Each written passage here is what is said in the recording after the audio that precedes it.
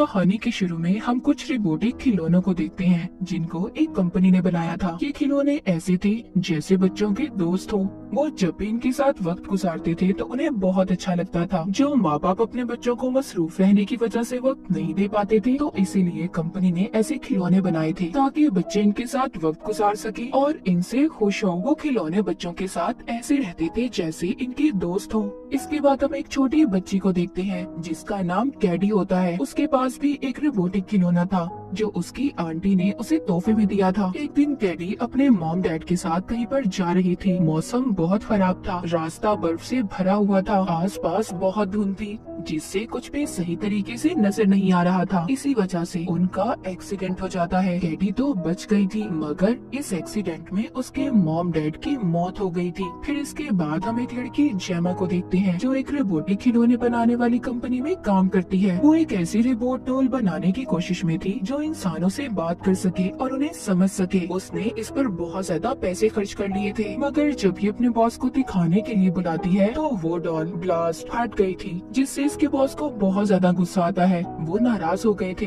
वो जेमा से कहती है कि तुम्हें मैं अगले हफ्ते तक का वक्त देता हूँ, तुम्हें जल्दी इस डॉल रोबोट को बनाना होगा। जेमा बहुत ज्यादा परेशान हो गई थी क्योंकि उसे जल्दी एक डॉल रोबोट खिलौने को तैयार करना था। जेमा अभी इसी परेशानी में थी, तभी उसे हॉस्पिटल से फोन आता है। यहाँ पर हमें पता चलता है कि जेमा कैडी की आंटी थी। इसको जब एक्सीडेंट का पता चलता है तो ये फौरन हॉस्पिटल पहुँचती है। कैडी का इस दुनिया में जेमा के अलावा कोई भी नहीं था, इसीलिए कैडी की कस्टडी जेमा को दे दी गई थी। इसका मतलब ये था कि आज के बाद कैडी जेमा के साथ ही रहेगी। पर अब जेमा के पास भी कोई और रास्ता नहीं था, इसीलिए वो कैडी को अपने घर ले आई थी जहाँ पर वो अकेली रहा करती थी। वहीं पर जेमा की एक नेबर पड़ोसन भी रहा करती थी जिसका डॉग बार बार जेमा के घर आ जाया करता था। तो वो अपने डॉग को वापस भेजने का जेमा को बोल रही थी। रात को कैडी को जेमा जब सोने का बोलती है तो कैडी कहती है कि मुझे कहानी सुननी है जो मेरी मॉम रात को मुझे हर रोज सुनाया करती थी। तो जेमा इसको अपने मोबाइल से कहानी सुनाती है और सोने का कहती है, जिसके बाद वो अपनी दोस्त को फोन करके कहती है कि मैं नहीं जानती कि मैं कैडी का ख्याल रख पाऊंगी भी या नहीं, और हमने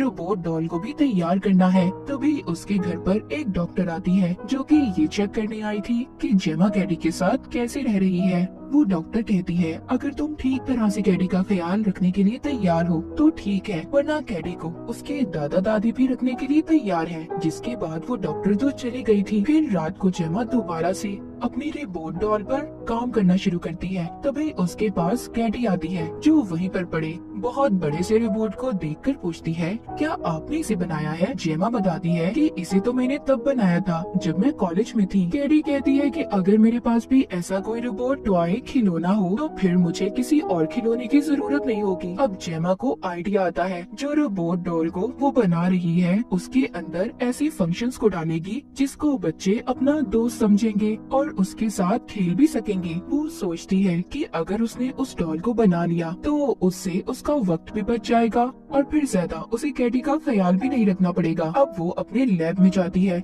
उस रोबोटिक डॉल को तैयार करना शुरू करती है। उसकी आंखों में कैमरा लगाती है जिससे वो रिकॉर्डिंग कर सकेगी और उसके दिमाग में ऐसे सिस्टम को स्टोर करती है जिससे वो सभी उन बातों को सोच पाएगी जो इंसान सोचते हैं, और उसका चेहरा बिल्कुल वैसा लगाती है जैसा कि एक प्यारी सी डॉल गुड़िया का हो। जेमा ने इतनी कोशिशों के बाद बहुत ही प्यारी सी दिखने वाली डॉल को तैयार कर लिया था। उसने इस डॉल को बिल्कुल वैसा बनाया था जैसे एक जीता जागता इंसान हो। वो सोच समझ सकती थी, उदासी खुशी सब था इस डॉल के अंदर, और इस डॉल का नाम वो मेगन रखती है। अब ये अपने बॉस को मेगन का टेस्ट करने बुलाती है जहाँ पर ये कैडी के साथ मेगन को बिठाती है। तो मेगन कैडी की बहुत ही प्यारी तस्वीर बनाती है जो देखकर वो बहुत ज्यादा खुश हो गई थी। तो मेगन भी कैडी की खुशी को महसूस करके खुश हो रही थी।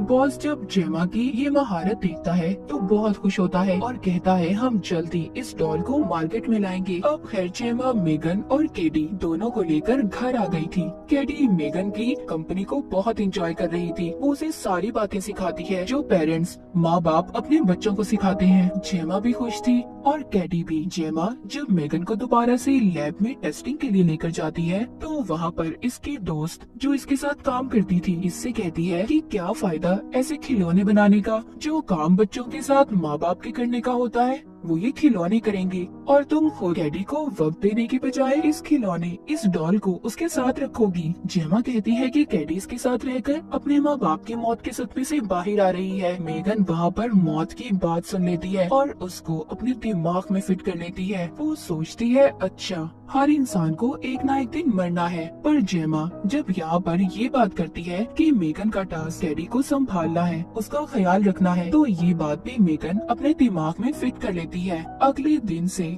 मेगन ने कैडी का ख्याल रखना शुरू कर दिया था और अंदर ही अंदर कुछ और भी सोच रही थी। कैडी जब बाहर खेल रही थी तो उसका तीर कहीं पर गुम हो गया था। उसको ढूंढने का जब वो मेगन को कहती है तो वो उसको स्कैन करती है, जो पास ही घर में गिर गया था। पर वहाँ पर डॉग था जिसने मेगन को पकड़ लिया था। कैडी जब मेगन को छुड़वाने जाती है तो डॉग ने कैडी को भी काट लिया था। तभी उधर जेमा आकर उसको बचाती है और मेगन को भी। मेगन यहाँ पर अब अपने दिमाग में कुछ और बातें भी बिठाने लगी थी। वो उसी रात उस डॉग को अपने पास बुलाकर मार देती है, यानी कि यहाँ से मेगन अब इनके लिए खतरनाक खतरा बन चुकी थी। अगले दिन जेमा की प्रेजेंटेशन थी जिसमें कैडी को भी उसके साथ जाना था। जेमा कहती है कि अगर तुम्हारी तबीयत ठीक नहीं है तो रहने दो, क्योंकि उसको सबके सामने मेगन को कैडी के साथ पेश करके ये बताना था कि कैसे मेगन कैडी का ख्याल रखती है। लेकिन कैडी जाने के लिए तैयार थी। जेमा जब उसको अपने ऑफिस लेकर आती है तो उधर सभी बोर्ड ऑफ डायरेक्टर्स थे। कैडी वहाँ पर रोने लगी थी। उसको अपने मॉम डैड की याद आ रही थी।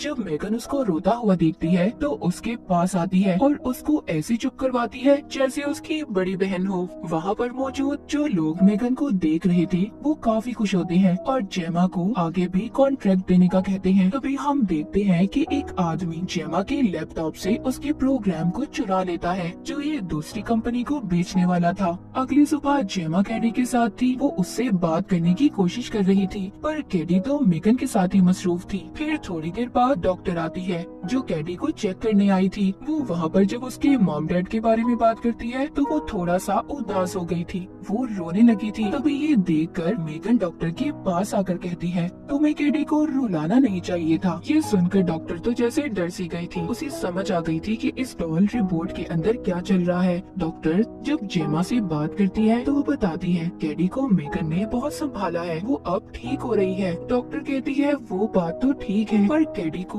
किसी इंसान की जरूरत थी और वो जुड़ी भी है तो किसके साथ? एक डॉल, एक खिलौने के साथ, जो एक ना एक दिन खत्म हो जाएगी। यहाँ पर तुम गलत हो। फिर रात को जेमा कैडी से उसके स्कूल के बारे में पूछती है। कैडी कहती है कि मैं स्कूल जाऊंगी पर मेगन को साथ लेकर, जिस पर जेमा जब नहीं मानती तो कैडी की उसके साथ बहस होने लगती है। तभी अचानक से मेगन जेमा पर चिल्लाती है और लाइट्स भी अचानक से बंद होकर एकदम जल जाती हैं। जेमा जब यहाँ पर मेगन को ऑफ बंद होने का बोलती है तो वो बंद नहीं हो रही थी। जेमा भी मेगन के बारे में सोचने लगी थी। अगली सुबह जेमा जब कैडी को स्कूल छोड़ने आती है तो उसके साथ मेगन भी थी। अब ये उसको साथ ले आई थी पर मेगन को खिलौनों वाले टेबल पर रख दिया जाता है जहाँ पर सभी खिलौने थे। यहीं पर स्कूल में एक लड़का जो बहुत बदतमीज था, टीचर उसके साथ कैडी को जंगल में भेज देती है ताकि ये लोग जाकर कुछ फ्रूट्स ला सके। पर जब ये जंगल में जाते हैं तो वहाँ पर वो लड़का कैडी को तंग कर रहा था। लेकिन तभी वहाँ पर ना जाने मेगन खुद से चल कर आ गई थी। वो लड़का जब मेगन को देखता है तो उसके साथ भी मस्ती करने लगता है। मेगन के अंदर ऐसा प्रोग्राम था जिसको वो नहीं जानती थी। वो उसके सामने नहीं बोलती थी, वो चुपचाप खड़ी रहती थी। वो लड़का मेगन को उठाकर भाग जाता है। कैडी आवाज लगा रही थी, मेगन। वो उसको नीचे गिराकर तोड़ने वाला था। मेगन उस लड़के के कान पकड़ लेती है और कहती है, तुम बहुत ही बदतमीज लड़के हो, तुम्हें सिखानी पड़ेगी। मेगन उसका एक कान खींचकर अलग कर देती है और फिर ऐसे उठती है जैसे कोई भूत हो। वो लड़का जब भागने लगता है तो मेगन उसका पीछा करती है ताकि उसे मार सके, पर तभी वो लड़का खुद से नीचे गिर गया था और एक गाड़ी के नीचे आकर मारा जाता है। जेमा कैडी और मेगन को घर ले आई थी। कैडी को कहती है पर परेशान मत हो। तभी कैडी बताती है कि मेगन खुद से उसके पास आ गई थी। तभी इसके दरवाजे पर बेल बजती है। जब ये जाकर देखती है तो वहाँ पर एक पुलिस ऑफिसर था जो साथ रहने वाली औरत के डॉग के बारे में पूछताछ कर रहा था, जिसके बाद वो चला जाता है और हम जान पाते हैं कि मेगन ने ही उस डॉग को मारा था, पर इस बारे में किसी को भी कुछ नहीं पता था। रात को मेगन कैडी से कहती है, तुम बेफिक्र रहो, तुम्हें किसी से डरने की जरूरत नहीं, मैं हर कीमत पर हर हाल में तुम्हारा साथ दूंगी। फिर ये कैडी को लोरी सुनाकर बाहर आती है और उस औरत को भी अपने पास बुलाकर बहुत ही बुरी तरह मार देती है, जो अपने डॉग को ढूंढ रही थी। अगली सुबह जब पुलिस ऑफिसर पूछताछ करने जेमा के घर आते हैं तो वो जेमा से कहते हैं, जब भी किसी की मौत हुई तब भी आपकी ये डॉल उसके पास ही थी। जब उस लड़के की मौत हुई तो ये डॉल उसके पास थी और अब इस औरत के पास। देखिए, मैं शक नहीं कर रहा, आप बस इसकी रिकॉर्डिंग को चेक कर लें। जेमा को भी इस बात पर शक हो रहा था। जब ये मेगन के अंदर की रिकॉर्डिंग्स को चेक करने लगती है तो कुछ भी नहीं मिलता। ऐसा लग रहा था कि जैसे मेगन ने खुद ही अपनी रिकॉर्डिंग्स को डिलीट कर दिया हो। तभी अचानक से किसी भूत की तरह मेगन वहाँ पर आ गई थी। जेमा उसे देखकर डर जाती है, जिसके बाद वो मेगन के बटन को बंद करती है और उसको वापस से अपने लैब में ले आई थी, क्योंकि मेगन अब उसको खतरा लग रही थी। पर उधर कैडी उससे नाराज थी कि उसने मेगन को क्यों बंद किया। जेमा अपनी कंपनी में आकर सबको मना करती है कि हमें अभी इसको लॉन्च नहीं करना चाहिए, यानी इसको सबके सामने अभी हम नहीं ला सकते। मुझे लगता है ये इंसानों के लिए खतरा है। पर उसके साथ जो काम करते थे कहते हैं, कोई बात नहीं, हम इसके प्रोग्राम को बदल देंगे, पर हम इसको रोक नहीं सकते क्योंकि बॉस के इस पर बहुत पैसे खर्च हुए हैं। उधर कैडी बहुत दुखी थी, जिसको डॉक्टर समझा रही थी, क्योंकि कैडी मेगन को नहीं खोना चाहती थी। जब उधर जेमा आती है तो कैडी इतने गुस्से में थी, वो जेमा पर हाथ उठा देती है, पर जेमा उस पर गुस्सा नहीं करती, बल्कि प्यार से उसे समझाने की कोशिश करती है, जिससे वो मान भी गई थी। अब ये कैडी को अपने घर ले आती है और पीछे अपने दोस्तों से कहती है कि प्लीज तुम लोग संभाल लेना। पर हम देखते हैं कि मेगन खुद ही चलने लगी थी। वो पहले वहाँ पर जेमा के दोस्तों पर हमला करती है, जिससे वहाँ पर एक हलचल मच गई थी। इस बात का फायदा उठाकर मेगन वहाँ लैब से भाग जाती है। फिर वो जेमा के घर आकर उसी पर हमला करती है। जेमा बेचारी अपनी ही बनाई हुई चीज से खुद को बचा रही थी।